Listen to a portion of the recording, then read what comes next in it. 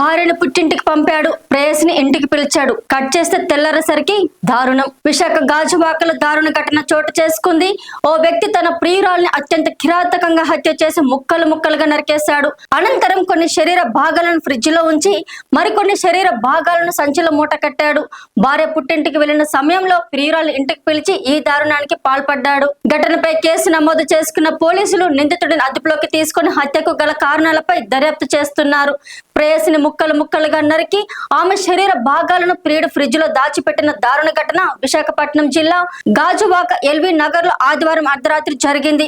వివరాల్లోకి వెళ్తే Indian నేవీలో air craft technician గా పనిచేస్తున్న రవీంద్రకు కైలాసపురానికి చెందిన వివాహితురాలు మౌనికాతో వివాహేతర సంబంధం ఉంది. ఈ క్రమంలో రవీంద్ర భార్య పుట్టింటికి వెళ్లడంతో ఆదివారం ప్రియురాలు మౌనికను తన ఇంటికి రమ్మని పిలిచాడు. రాత్రి వరకు ఇద్దరు సఖ్యతగా ఉన్నట్లు తెలుస్తోంది. అయితే అర్ధరాత్రి వారిద్దరి మధ్య చిన్నపాటి వాగ్వాదం జరిగింది.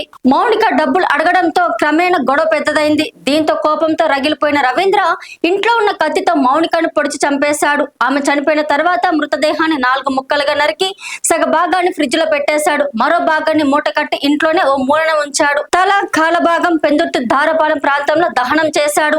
అనంతరం నేరుగా పోలీస్ స్టేషన్ కు వెళ్లి తాను చేసిన నేరాన్ని వివరించి లొంగిపోయాడు. పోలీసులు ఘటనా స్థలానికి చేరుకొని వివరాలు సేకరించారు.